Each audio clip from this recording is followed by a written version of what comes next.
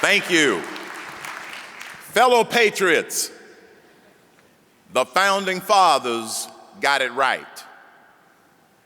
The Founding Fathers got it right when they envisioned the greatest country in the world, and we have lived out that vision because of those fundamental principles that you've heard here many times today of life, liberty, and the pursuit of happiness. They also got it in the right order. That wasn't an accident, because their vision meant that you could pursue happiness in America as long as you don't infringe upon the liberties of somebody else. And you can pursue all the liberties that you want as long as you don't infringe upon the life of anybody else, and that starts with the life of the unborn.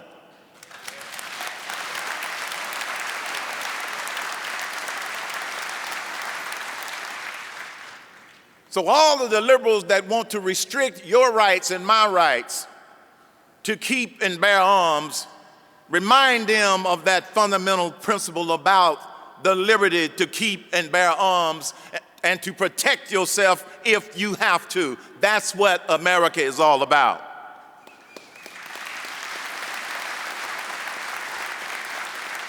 But the American dream is under attack. The American dream and the pursuit of happiness is under attack, and we have to take it back. My father and my mother both grew up on small farms, and they left those small farms in the 40s so they could pursue their American dreams, and they did. They wanted to give their sons a little bit better start in life than they had. Just like you and I wanted to give and want to give our children and our grandchildren a little bit better start in life than we had, so they will be able to pursue their American dreams. But it's under attack. And our challenge, after the Founding Fathers did their job, we must now be the defending fathers of that same vision and of those principles that made this nation great. And by the way, we are an exceptional nation, and I don't apologize for it.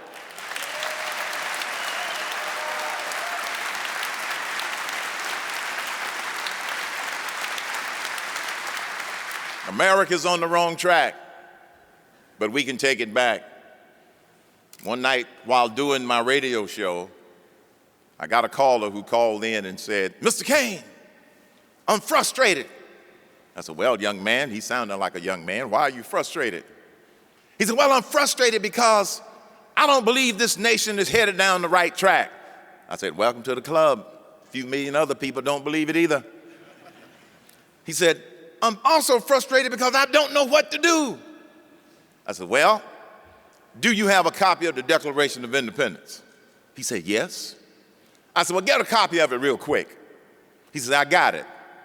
Now go find those principles in the Declaration, those words that say life, liberty, and the pursuit of happiness. He said, "I found it." I said, "Here's what you can do if you want to help take this nation back.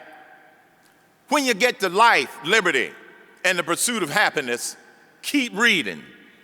Because it says when any form of government becomes destructive of those ideals, it is the right of the people to alter or abolish it." We got some altering and abolishing to do.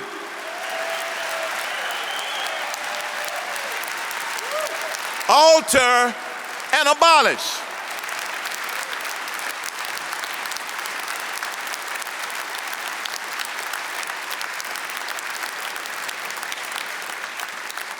We've got to alter this entitlement attitude in America and create an empowerment society. We've got to alter this victim mentality in America and get people to believe in America and believe in themselves and think of themselves as victors with the right to live in the greatest country in the world.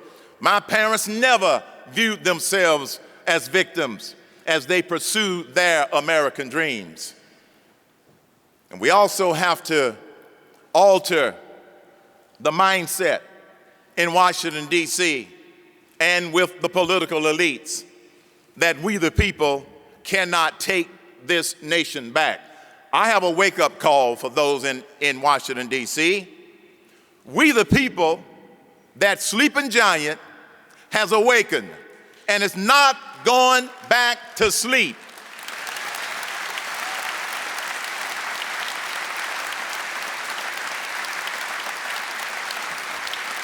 That's why you're here as fellow patriots.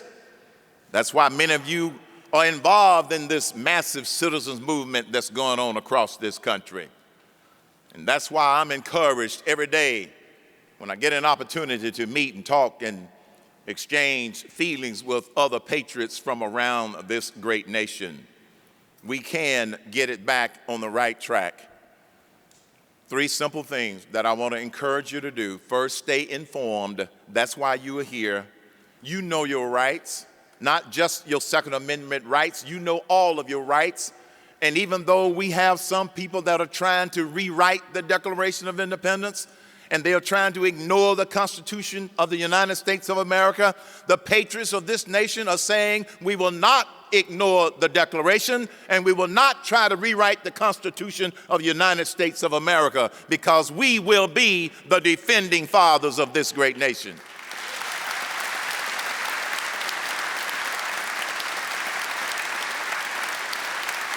Stay informed. Because as I remind people, you know, stupid people are ruining America. And we got to save them. Number 2, stay involved. That's why you're here. That's why you're here. I can't wait to walk the floor tomorrow when I get back so I can see what's going on and meet many of you. Stay involved. Because one of the reasons that they are assuming that we are not going to take it back is because they don't think that we are involved. Number 3, stay inspired. You believe in this great nation, or you wouldn't be here. Our founding fathers believed in this great nation, or it would not have started. Remember, they didn't get a poll that said that the majority of the people wanted to fight old King George. All it takes is a few passionate believers who can change the course of history and change the future of this great nation. Stay inspired. And the fact that my parents were able to achieve their American dreams with the only equity they had to start with, sweat equity, is one of my inspirations. It's one of my inspirations as to why I believe that we can take it back. Now, many of you all may have noticed that I am one of the few speakers here today that has not held public office yet.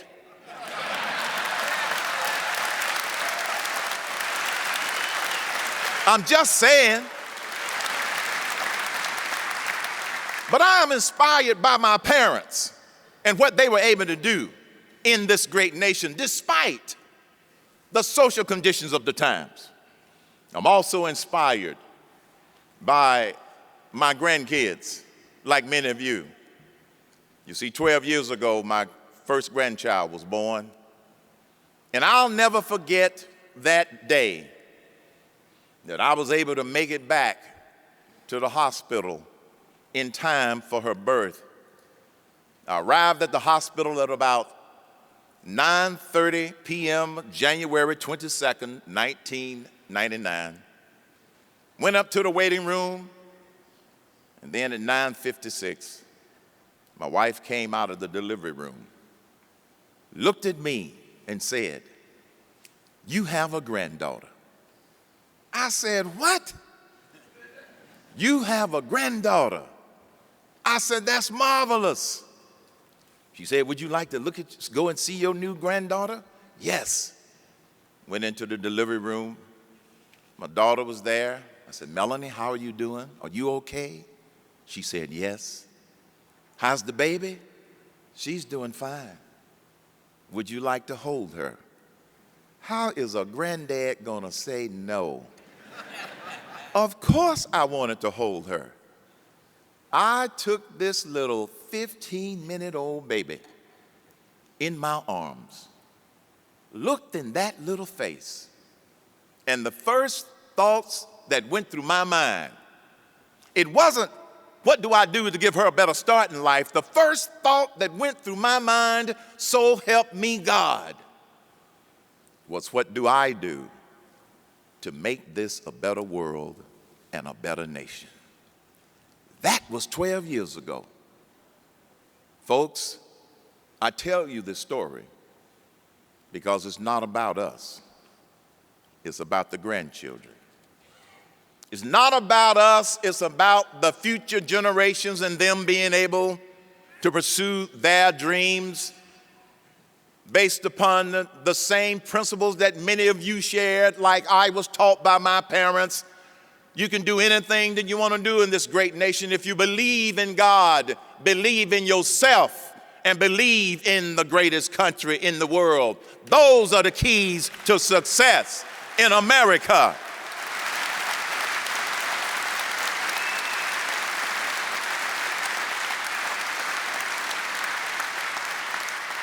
So it's not about us. And I am glad to inform you that I believe that we have the liberals on the run. And let me close with the words of the Gipper, the great one, the admired one. Because what we are fighting for, folks, not just to get this nation back on the right track, not just to take back our government, we're fighting for freedom.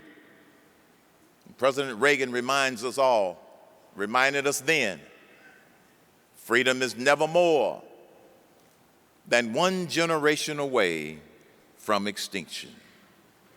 We can't pass it on in the bloodstream to our kids. It must be fought for, protected, or one day we will spend our sunset years telling our children and our grandchildren what it used to be like in the United States of America when men were free. I don't know about you, but I'm not going to have that conversation with my grandkids.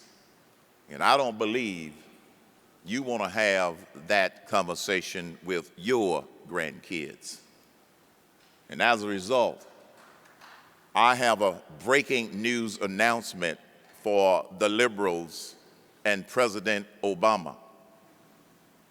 The United States of America is not going to become the United States of Europe, not on our watch. God is blessing America.